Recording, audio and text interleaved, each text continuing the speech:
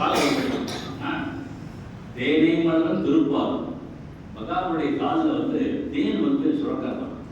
அது எல்லாம் சொல்றாங்க நம்ம பற்றி. இது உண்மையான கிருஷ்ணன் டவுட் வந்துருக்கான். அவனே வந்து கேட்பான். தேனே மலரும் திருப்பாலும் நம்ம எதுவும் தேன் கீழே இருக்கான்னு சொல்லிட்டு அந்த குழந்தை வந்து பாடுறான். ஏன்னா வேதத்தில் வந்து மத்வ உத்சு விஷ்ணுபாலை மத்வ உத்சு அப்படின்னு ஒரு வேதத்தை வருது. விஷ்ணு திருப்பாதத்தில் தேன் வந்து மலர்கிறது அப்படின்றது அந்த வேதத்தை சொல்றது. அது உண்மையான குழந்தை செக் பண்றோம். அதனால பாலக்கமலங்கள் வந்து காணிலே பௌலவாய் வந்து காணிலே முத்தும் மணியும் வைரமும் நற்பண்ணும் தட்டி பதித்து தலை வைத்தார் போல் 10 விரலும் மணிவண்ணன் பாதங்கள் ஒத்தி தருவா காணிலே. கால் வந்து பார்க்காதீங்க, விரல் எவ்வளோ பிச்சு பிச்சு பேர் அது எவ்வளோ பாருங்க. உடனடியா பார்க்க சொல்றாங்க, கால் வீரர்களை பார்க்க சொல்றாங்க. அப்புறம் தொடைய தொடைய வந்து பாருங்க எவ்வளோ அழகா இருக்கக்கூடிய கண்ணனுக்கு இடையே கண்ணன் கொஞ்சம் சாப்பிட்டு பொதுவது இருக்கும். அவனுக்கு இடையும் ஒன்று இருக்காது. ஆனால் அந்த இடையில ஒன்று இருக்கும், தழும்பு. அந்த டைட்டில் இல்லை, பின்னாடி வந்து அவன் பண்ண குருவுக்காக யசோதையோட உடலை கட்டுவார். சின்ன தாம்பு, சிறு தாம்பு, கண்ணினும் சிறு தாம்பு கட்டுவார். அந்த கட்டினே அவன் கட்டப்படுவான். அவன் கட்டலாம். சின்ன போறார், சின்ன கட்டுவா இருக்கும். பயப்பட என்னடா இப்படி பண்ணா அப்புறம் தாயாருக்காக தன்னுடைய உடம்பை குறித்து கட்டுணும். கண்ணினும் சிறு தாம்பினால் கட்டுள்ள பண்ணிய வருமாறு என்ன பண்ணி நன்றி தெரிந்து ஒரு நன்றி என்றால் அன்னைக்கும் ஒரு. இப்போ கூட ஸ்ரீரங்கத்தில் பட்டர்களை பக்கம் அந்த கிடக்க மாட்டோம். அந்த பெருமாளுடைய வேஷ்டியை எடுத்து பார்த்தா கருள் இருக்கணும் என்று சொல்றாங்க. அந்த படி காய்ப்பாங்க சொல்லுவாங்க. அதே மாதிரி எம்பெருமானுடைய பெரியவர்களுடைய வாய்க்கிட்ட போய் நின்று பார்த்தா வெண்ண வாசம் அடிக்கும். எல்லாம் பராசரப்பட்டு நினைச்சிருக்கார், ராமானுஜர் நினைச்சிருக்கார். ராமானுஜருக்கு கிட்ட போய் பார்ப்பாரா, அந்த வாசனை ஏதாவது வித்தியாசம் தெரிஞ்சா உடனே பகவானுக்கு ஏதோ உடம்பு சரியில்லை, நோய்பாடப்பட்டுன்னு சொல்லிட்டு இன்னும் வெந்நீர் கஷாயம் போடுவாங்க. இப்போ அந்த காலத்தில் இப்படி பரிபோட பகவான் செஞ்ச பெரிய பெருமான் செய்திருக்காங்க. எம்பெருமானுடைய வாயில போய் பார்த்தோன்னே இன்னைக்கு வந்து இயற்கையான வாசனை ஏதோ இருக்கு. வயிற்றுல ஒரு மப்பும் மப்பு இருக்கும், மக்கள் இருக்கும். கஷாயம் எல்லாம் போட்டு வாய்ப்பு அது சொன்னா ராமானுஜன் பரிவோட பார்த்ததுனால இதே. அப்புறம் குந்தினா அந்த தொப்புள் பிரம்மனை படைத்த அந்த தொப்புள். அந்த தொப்புள் வந்து அழகா பாருங்க அப்படிங்கிறோம். அப்புறம் உதரம், வயிறு, மார்பு, தோள்கள், திரைவிடத்த தோள்கள், அப்புறம் கைத்தாளங்கள், கழுத்து, அப்புறம் திருவாய் தான் கண்கள். அந்த கண்களை பார்த்தோன்னே எல்லாம் வந்து பார்க்குறாங்க. ஆட்சி வரலாம் கண்ணில் பார்க்குறாங்க. கண்ணில் பார்த்தோன்னா அப்படியே நின்றுடுறாங்க. இந்த கண்ணுடைய கண்கள் ஒரு அழகு. கரியவாகி உடைபறந்து விழுந்து செவ்வரியோடி அப்பெரியவாய கண்கள் என்னை வேதமை செய்து.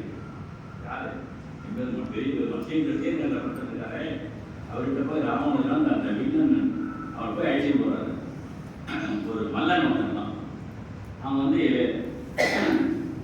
எப்பவுமே ராமன் ஆத்துல போய் குடிக்கும் போது அவர் கூட அவனுடைய மனைவிக்கு வந்து படவடிச்சே போவான்.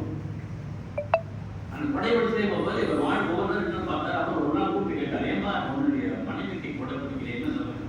உங்களுக்கு தெரியாது சாமி, அவருடைய கனவுல தாமரை கூட இருக்கும், சூரியன் பட்டு வாடிட்ட போகுது, ஏன்னா உன்னுடைய பெண்ணாண்டி கண்ணு நான் வந்து காப்பாற்றேன். ஏம்பா ஒன்று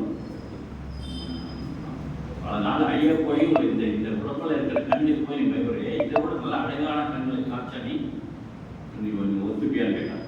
அது கண்டிப்பாக இருக்கா சாமி, என்னுடைய மனைவியுடைய கண்கள் தான் அழகானது, இதையோட அழகான கண்கள் உலகத்தில் இருக்கவே முடியாது. சரிவா நீ என்னோட கூட வாங்க போய் எனக்கு தீரகத்து கோயிலுக்கு போய் பெருமாளை போய் காமிக்கணும்னா அதை போய் காமிக்கணும். அமலன் நாதிகளான் அடியார் எம்மை ஆட்படத்தல்வலன் இன்னொருவன் விடையாவில் வேங்கடவன் நிமலன் நின்மலன் நீதிவானவன் ஈர்மகன் கொண்டால் வண்ணனை ஓவரலாம் என்னை உண்டவாகி என் உள்ளம் பிறந்தாமே என்றதோர் அடியர்கள் அங்கனை கண்ட கண்கள் கரியவாகி உடைபறந்து விழிந்து செவ்வரியோடி நீண்ட அப்பெரியவாய கண்கள் என்னை வேதவை. அந்த கண்ணை பாருமா ராசிவான பார்த்து கைத்தலங்கள், கண்கள், உருவங்கள், நெற்றி, கேசம், இதெல்லாம் இதெல்லாம் பார்த்து அந்த பாட்டு தொட்டில் வச்சு பாட்டு. அப்புறம் தாலாட்டு வரும், ஒரு ரூபம் தாலாட்ட தாள்னா நாக்கு ஆடுறதால தாலாட்டு அப்படின்னு.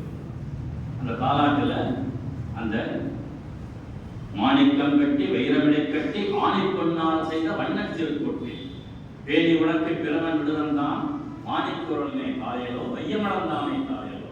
எப்பேற்பட்ட தொட்டில் இது, யார் கொடுத்தா? ரொம்ப நினைச்சிருக்கான். எதில் நினைச்சிருக்கான்? ஆணிப்பொன்னால் செய்த வண்ணச்சிறு கொட்டி. எப்படி வேலை என்ன இருக்கு? மாணிக்கம் கட்டி வைரனை கட்டி, மாணிக்கம் வைரையும் சேர்த்து எப்பேற்பட்ட கட்டி.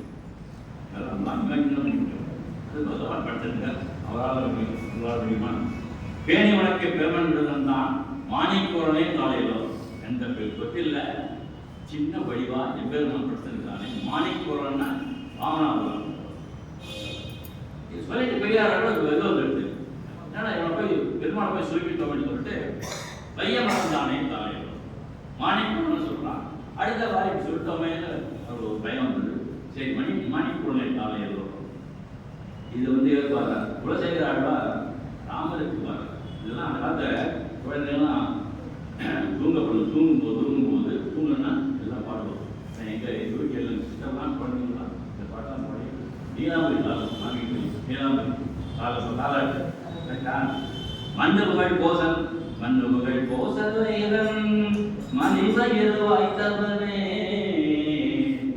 இலங்கை கோன் சிறுடிகள் சென்று விட்டாய் செம்பொன்றேர் கண்ணினமாதில் புடைசூழ் கனகத்தன் கருமையே என்னுடைய இன்னமுதே ராகவனை தாரேரோ. அது குழந்தை தோணும் பாடல் அப்படி நின்றோம். இல்லை, எவ்வளோ நம்மளுடைய சம்பிரதாயத்தோடு எவ்வளோ கல்ச்சர் பாருங்க, நம்மளுடைய பண்புகள் கலாச்சாரம் இதெல்லாம் பாடி எல்லாம் தாளாட்டு பாடுறா. குழந்தை வளர்றது, தவழ்கிறது, தவழ்ந்தோடனே முற்றத்துக்கு போகிறோம். அங்கே வந்து அன்னைக்கு பௌர்ணமி 16 கடையில் லைனில் அந்த பௌர்ணமி செய்கிறான். சின்ன குழந்தை கையை வா விழா விழா வா வா இல்லாமல் வாழ்வான் அடிவீதி வருவா மல்லிகை கொடுக்கணும் இல்லையா. அந்த அந்த குழந்தை நிலாவை பார்த்து பாடுகிறது. அம்புலி பருவம்னு சொல்லுவாங்க. அம்புலி பருவங்கிறது கண்ணன் போறான். அப்போ யசோதை கூட போறான். போயிட்டு வா பண்ணா அந்த நிலா வரலன்னா கண்ணனுக்கு கொஞ்சம் வருத்தம் வருது. அப்போ இவ பாடுறா, நிலா நீ ஏன் கண்ணன் கூட்ட வர மாட்டேங்கிற? சாதாரண ஆள் நினைச்சிருக்கியா நீ?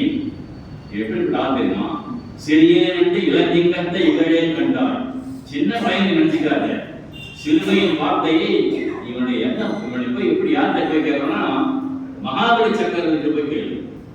மாவலி இதையும் சென்று சிறுமை படை கொள்ளி நீயும் நேரை புரியிக்கான். உனக்கு ஏதாவது வேணும்னா உனக்கு தேவைப்பட்டா இங்கே வா.